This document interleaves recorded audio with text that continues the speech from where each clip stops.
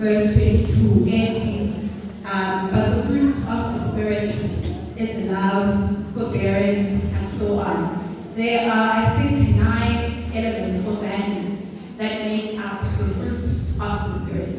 There's a reason why we try the fruits of the Spirit, but we try the fruits of the Spirit, because you cannot have SE8 or AS9. Of the Spirit. So once you mamela elithi dibheka luthando lokuthanda kunye nabo bonke abantu andinendi. I am of no help to anyone if I do not have love. And Lisa we actually by the person that wrote him. Uvesindlela ukuba ndingafanelanga if ndingenaluthando ndingenzale nale if I have that love.